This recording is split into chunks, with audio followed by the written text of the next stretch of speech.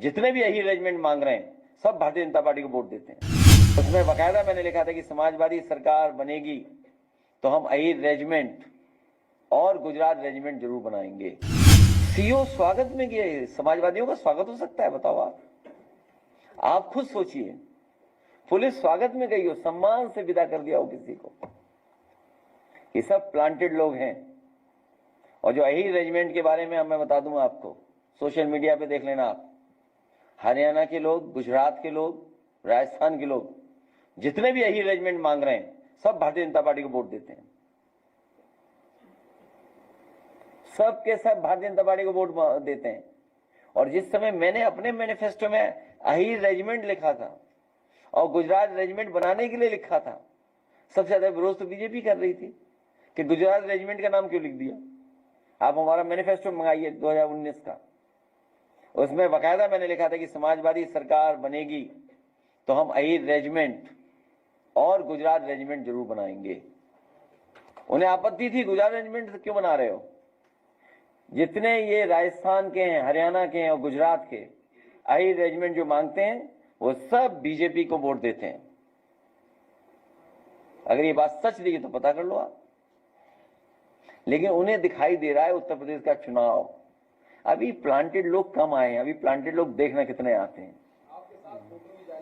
ना हुई इटावा में जो कथावाचकों को मैंने बुलाया, वो मैंने इसलिए बुलाया कि समाज में दूरियां ना हो। उस गांव में पहले भी ये यादवी कथा करके गए हैं, आप पता करवा लेना आप। उन गांव वालों को सब पता है कि ये यादवी है कथावाचक, क्योंकि जिस परिवार को कथा करानी थी उन पे इतना संसाधन पैसा नहीं था कि लाखों रुपए वाले कथावाचक बुला लें, क्योंकि कई कथावाचक हैं जो 50 लाख रुपए लेते हैं। कोई किसी की हैसियत है कि धीरेन्द्र शास्त्री को बुला ले अपने घर कथा के लिए? कोई अंडर टेबल लेगा वो बाबा पैसे?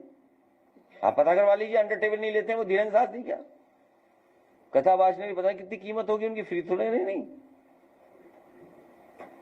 तो ये यादव लोग कथा कहते, तो कथा तो हर समाज के लोग कह रहे हैं। बड़ी संख्या में जो गैर बरादरियां हैं सब बरादरी करती कथा।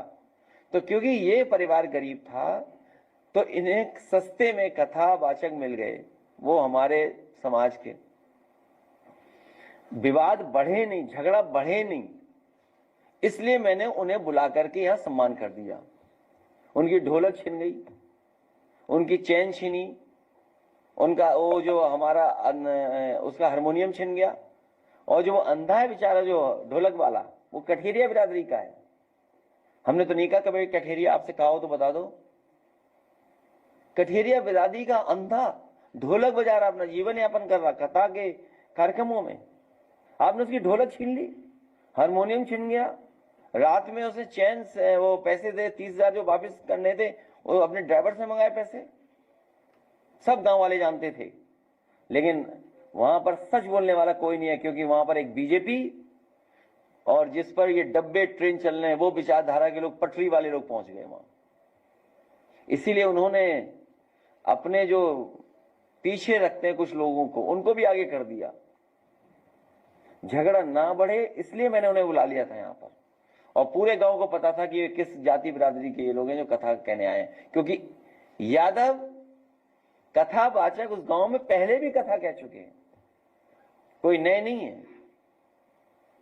और जो फैलाई बीमारी जिसमें हमारे निर्दोष फंस रहे कई लोग,